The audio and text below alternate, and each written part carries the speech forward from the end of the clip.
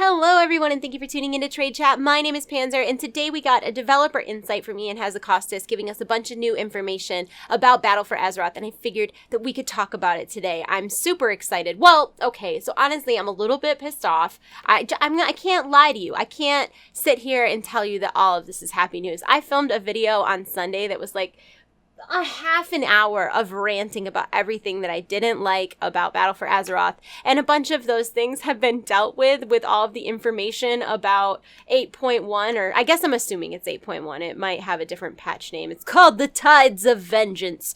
Regardless, some of those things were talked about, so I need to go and kind of review what I had done and see if there's anything I need to update or interject. But in the meantime, I figured we could talk a little bit about what we found out today. So in the 20-minute live stream, we found out that this patch will be bringing us a lot more story-driven content. We're going to get updates on Saurfang, Tyrande, and Malfurion, as well as Vol'jin. And if you remember the last time we saw Saurfang, he was in jail, refusing to leave. Tyrande and Malfurion are obviously going to have something to say about the burning of Teldrassil. And Vol'jin is in an urn, but he's also, I believe his spirit is missing, and Bwonsamdi doesn't know where he is. A lot of people are thinking that he might, I don't really understand how one becomes a Loa. I don't know how that works, but I've seen people suggesting that he might become a Loa. So I don't know. I'm really excited, especially since we know that Vol'jin's story isn't over yet. We'll also be getting new chapters in our war campaign, which on the Horde side, I think the war campaign so far has been really interesting. I love that we're getting all these little outposts in the Alliance areas and kind of securing a foothold, and it really does feel like we're getting ready for war. So to continue that story obviously makes a lot of sense. I don't think that was surprising to anybody. Another announcement we got today was Incursions, which are sort of like the Legion assaults of Battle for Azeroth, only instead of demons, it's going to be the opposing faction, and these will be account-wide. You will be able to use them to level alts as long as your main has world quests unlocked. So I think a lot of people are excited about this. I saw this as something that people were requesting before the expansion came out, so I don't know how those same people are going to feel that they're going to get it one patch in, but I think it's a good time to release an alt-friendly mechanic or system, whatever like that. I think it's a good time. Obviously, we'll be getting new world quests. Also, if you see me look down, I didn't memorize all of this. I'm not that high IQ. We'll be getting new world quests to go along with all of the new story stuff, all of the war campaign, whatever. And as well, we're going to be getting a new Warfront. This one will be in Darkshore. And I'm going to be honest with you guys, Warfronts have not been my favorite thing. It just feels like there's not a lot of incentive to do them. They also felt kind of like a no-fail scenario to me. So I don't know if they'll be better. They did say that it'll start with Alliance and that there's new structures and new upgrades, and I think aesthetically it's going to be really cool because it focuses on the Night Elves versus the Forsaken, but overall, Warfronts don't feel like this RTS thing in the middle of the game for me. It just doesn't. And I know that's probably not what they want to hear, but that's what I have to say. So we also found out that islands are getting some updates, so there'll be 2 new islands. One's a Vrykul island called Jorandal, and the other one's called Havenswood, and that's an abandoned Gilnean city. And one of the things that I was really excited about to hear, ADHD too strong right now. I'm doing my best. Stay with me, fam folks. Lambs, whatever. So they recently announced that islands would have a better chance of dropping the rewards, whether it's the pets, the transmogs, whatever. But one of the things that I talked about in my rant video was just how much I hated the RNG element and how I feel like doubloons are stupid and they don't feel super rewarding, and it doesn't feel super rewarding to do these islands with only a random chance of getting a reward and no real way to work up and farm for it and, try to get it. But that aside, I know they increased the RNG. I wish it wasn't RNG, and I was hoping when we heard about islands that they would say that they were doing something better with doubloons, but whatever. Where were we? There's 2 new islands, and the thing I am excited about, despite the rewards still being lame, in my opinion, it's not that the rewards are lame, it's how you get them is lame. But the 2 new islands are super cool because I feel like all the islands we have now are very islandy.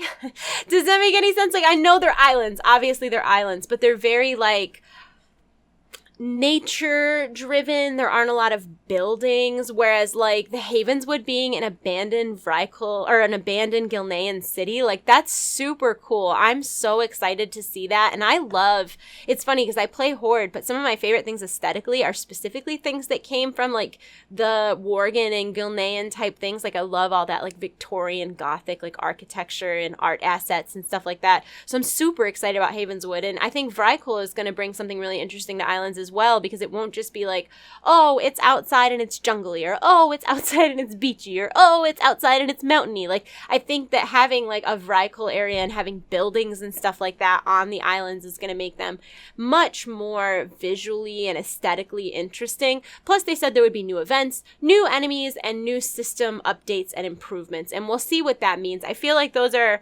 easy buzzwords to say to get people excited, like, oh, you don't like islands? Don't worry, we have new systems coming, and it was vague right now. I mean, we'll obviously have more information once things go up on the PTR, but islands were something that I enjoyed doing them. They were something I was really excited about with the, the role agnostic sort of form to them, and I just found myself being super disappointed because, like, as a hunter, I'm playing a hunter this expansion, if you didn't know. As a hunter, I really wanted that blue tier Murloc recolor so badly, and the idea that it's just a random chance and there's no other really way to farm it out or earn it. It's not like, oh, you need to do 100 mythics, or you need to beat a certain time, or you need to collect a certain amount of Azerite, or you need to collect a certain amount of doubloons. It's just like, oh, you might get it, you might not. I hate that. I hate it so much. So I was just really hoping to hear more of that, because I was so excited for Islands, and it was just it's so disappointing for me how much is RNG involving Islands. Even though Islands at their core are meant to be an RNG thing, it's still whatever. Feels bad, man. Another thing that they announced, I'm super disorganized today, so thank you for bearing with me. Another thing that they announced was a new large raid zone called the Siege of Zuldazar, and they said specifically the name is not final, but the zone is final. So the idea is that because Battle for Azeroth, the opposite faction is supposed to be the enemy, that is how the first raid is really set up. And I don't know if that's how all the raids are going to be going forward, where each raid is just these encounters in different areas while you're sort of fighting, and it's like part of your war campaign. But I wrote down notes, and it says Alliance will join Jaina in the harbor, then they're going to fight their way through the city inside the pyramid, and their like kind of final bit of the raid at that point will be to confront King Rastakhan, whereas the Horde are going to start in the jungle north of the city, work their way down, get into the pyramid. That's the halfway point. Then they continue fighting through the city until they get to the harbor to confront Jaina. Then once you finish those 6 encounters, which are all unique, 3 of them will be fighting the opposite faction, 3 of them will be fighting like named people, right? After you finish those 6 encounters, you'll then have the opportunity to do the 3 encounters that were not, so like if you're Horde and you're fighting Alliance, the idea is the Alliance and Horde both saw that interaction, whereas if you go and you fight like their generals or their captains or their guys in charge, the Alliance themselves wouldn't have been present for that interaction, so those are the ones you get to do. So all in all, there are 9 total new encounters, 3 Horde versus Alliance, 3 Horde versus named bigwig guys, and then 3 Alliance versus named bigwig guys. That wasn't enough fingers that I just put out on my hands because I'm bad at counting and numbers and words in general, really. So to find out that the next raid is going to be this huge, massive undertaking where we see new parts of the Horde main city, and this is all the culmination of our war campaign in the Battle for Azeroth. We're also getting another raid. It's a smaller raid. It only has 2 bosses, and it's going to come out after Zuldazar, and this is all about the Naga and Queen Ashara. It all takes place under the Shrine of the Storm, and there will be supporting world quests and story stuff and incursions to kind of back that up. So we know that there are 2 new raids coming. And I remember in the beginning of Legion, we sort of got a lot of information right off the bat with the Karazhan patch and all of that stuff. And I hope that I'm always worried about getting like an avalanche of content only to have a drought later on. So I hope that it's nice and spaced out so that people have enough time to experience the content in front of them before they feel overwhelmed by new content.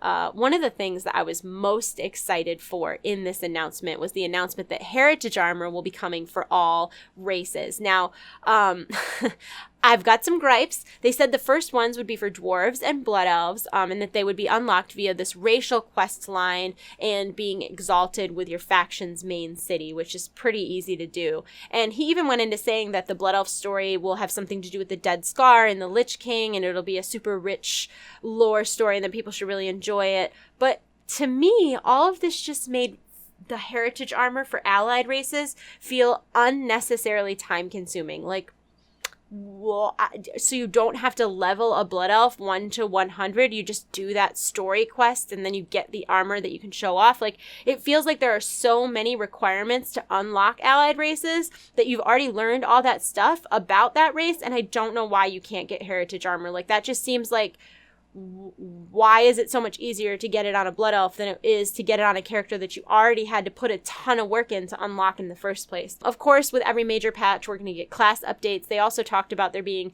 new, more complex Azerite traits, which was disappointing for me because I don't like the Azerite system. I wish I did. I'm happy that artifacts are gone, and I think the idea of Azerite was good, but I think in practice it's somehow convoluted and overly simplistic at the same time. I also really hate that the eye level and the power level of the Heart of Azeroth are two separate numbers that are determined by two separate things. I think it's kind of confusing that when you hit certain reputation requirements on your character, that then your Heart of Azeroth, you have to go to Magni in order to upgrade it, and there's no like breadcrumb that sends you there, so unless you know it, like, you might not know it, and you could, I don't know, I feel it, I just don't really like it. I just don't, that's just how I feel. I don't really like it. They also mentioned that there would be new profession recipes, there would be a new pet battle dungeon, this one would be in Gnomeregan, which I feel like that was a suspected pet battle dungeon a really long time ago, and then we never heard anything about it, so I'm excited to see where that goes.